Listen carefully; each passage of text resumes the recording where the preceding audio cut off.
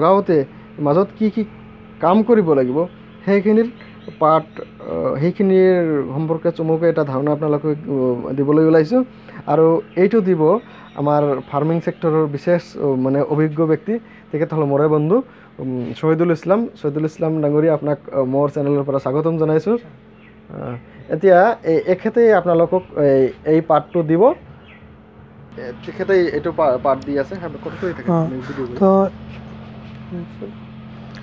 তো এতিয়া কথা হ'ল আমাৰ মানে টেম্পাৰেচাৰটো মানে কণ্ট্ৰল কৰিব লাগিব।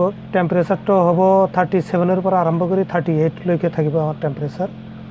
আৰু আমাৰ থাকিব হিউমিডিটি, যিটো এই হিউমিডিটি থাকিব লাগিব প্ৰথম সপ্তাহত। এতিয়া আপুনি যিকোনো কণী পায় তাৰ আছে, অলপ বেলেগ বেলেগ আছে। তো আপুনি কইল বা লোকেল মুৰ্গীৰ লোকেল কুকুৰাৰ যিটো কণী, এইটো আপোনাৰ প্ৰথমে 55ৰ পৰা 60লৈকে থাকিব লাগিব ফাৰ্ষ্ট উইকত। ছেকেণ্ড উইকত থাকিব লাগিব 55 to 60। তাৰপিছত যেতিয়া মানে কণী দিয়াৰ মানে সময় হ'ব, মানে ফুটাৰ সময় হ'ব, তাৰ 3 দিন আগৰ পৰা এইটো 70+ থাকিব লাগিব।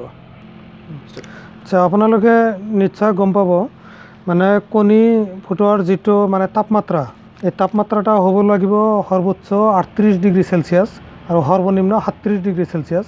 আমাৰ যিটো ইয়াত কণ্ট্ৰলাৰ আছে, এই কণ্ট্ৰলাৰৰ কামটোই হৈছে যেতিয়া 38 ডিগ্ৰী চেলচিয়াছ হ'ব তেতিয়া মানে ই অট'মেটিক অফ হৈ যাব, বাল্বটো অফ হৈ যাব।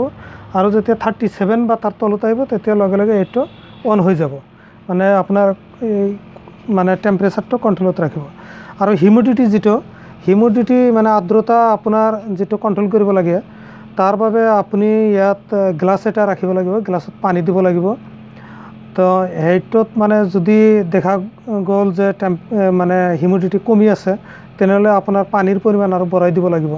আৰু যদি টেম্পাৰেচাৰ মানে কি হিউমিডিটি বেছি হৈছে, তেনেহ'লে পানীৰ গ্লাছ মানে পানী আৰু কমাই দিব লাগিব। এনেকৈ মানে হিউমিডিটিটো কণ্ট্ৰল কৰা যায়।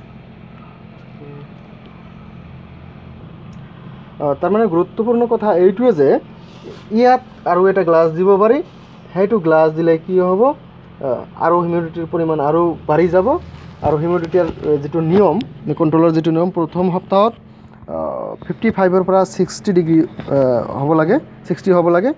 আৰু দ্বিতীয় সপ্তাহত 60ৰ পৰা 65, আৰু তৃতীয় সপ্তাহত 65ৰ পৰা 70লৈ। কথা হ'ল যে কণী যেতিয়া ফুটাৰ 3 দিন আগত 70+ ৰাখিব লাগে ইয়াৰ আৰ্দ্ৰতা বা হিউমিডিটি। আৰু এটা কথা বন্ধুসকল, যেতিয়া কণী ফুটাৰ পিছত কেতিয়াবা এই কিবিলাক মানে এই পোৱালিবিলাক জঁপিয়াব পাৰে, তাৰ কাৰণে ইয়াত সৰুকৈ অলপ মানে তেনেকুৱা এটা প্ৰটেকশ্যন দিয়াৰ ব্যৱস্থা কৰিব লাগে বা অলপ লক্ষ্য ৰাখিব লাগে। আৰু ইচ্ছা কৰিলে ইয়াত মানে কোনোবা এটা ঢাকনিৰ নিচিনা দিব পাৰে, আৰু ঢাকনিটো অলপ ফুটা কৰিলে ইয়াত মানে এটা ঢাকনিৰ নিচিনা কিবা প্লাষ্টিকৰ ঢাকনিৰ নিচিনা বহাই দিব পাৰে, তাত মানে ঢাকনিটো অলপ ফুটা কৰিলেই হ'ব। সেইখিনি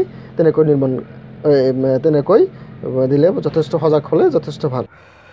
বন্ধুসকল, আৰু এটা কথা হ'ল, কণীটো আপোনালোকে দিনত কমেও 3-4 বাৰকৈ অলপ এনেকৈ লৰচাৰ কৰি থাকিব, যাতে অলপ ইফাল সিফাল হয়। আৰু এইটোৰ কাৰণটো কি হ'ব, এই মানে এইটো কাৰণত দিব লাগে যাতে গোটেইটো কণীখিনি মানে উত্তাপটো যাতে সমানে পায়। আৰু এটা গুৰুত্বপূৰ্ণ কথা ইয়াতে আপোনালোকে চাব, এইটো হ'ল সেন্সৰ, যিটো আপোনাৰ হিউমিডিটি কণ্ট্ৰল, টেম্পাৰেচাৰ কণ্ট্ৰলৰ লগত থাকে। সেই সেন্সৰটো আপোনালোকে সদায় এই মাজত ৰাখিলেহে, কিন্তু ইয়াত যদি ৰাখে আপোনালোকে, তেতিয়া কি হ'ব, এই কণ্ট্ৰল আপোনাৰ তেতিয়া মানে অলপ গণ্ডগোল হ'ব। মানে ইয়াত বেছিকৈ পোহৰটো মানে উত্তাপটো ইয়াত বেছি পাব। সেইকাৰণে এই যিটো সেন্সৰ বুলি কয়, মানে সংবেদক, মানে এইটো আচলতে ইয়াতে কিমান উত্তাপ আছে সেইটো সংকেত দিব, সেইকাৰণে সেইটো বস্তু মাজত ৰাখিব। ঠিক আছে বন্ধুসকল, আজিলৈ এইখিনি। মোৰ যিটো টাইটেল ভিডিঅ'ৰ টাইটেল থাকিব টাইটেলৰ শেষত মোৰ যোগাযোগৰ নম্বৰটো থাকিব বা ডিটেইলছতো থাকিব আৰু যদি কোনোবা প্ৰশ্ন থাকে আপোনালোকে সৰাসৰি মোক ডিৰেক্টলি মোক কল কৰিব পাৰিব কেতিয়াবা কল নধৰিব পাৰোঁ আপোনালোকে হোৱাটছআপ কৰিব মোক হোৱাটছআপত কিবা এটা কুৱেশ্যন সুধিব আৰু হোৱাটছআপত মই নিশ্চয়কৈ আপোনালোকক উত্তৰ দিম বা কমেণ্ট কৰিব কমেণ্ট বক্সতো মই আপোনালোকৰ ৰিপ্লাই দিয়াৰ চেষ্টা কৰিম নহ'লে ফোন নম্বৰটো দিব সেই ফোন নম্বৰটোত মই আপোনালোকক কল কৰি আপোনালোকক নিশ্চয় জনাই দিম আৰু সকলোকে পুনৰবাৰ এটা আবেদন থাকিল ফাৰ্মিং সম্পৰ্কে পৰৱৰ্তী আপডেট পাবলৈ আপোনালোকে কাইণ্ডলি মোৰ চেনেলটো ছাবস্ক্ৰাইব কৰিব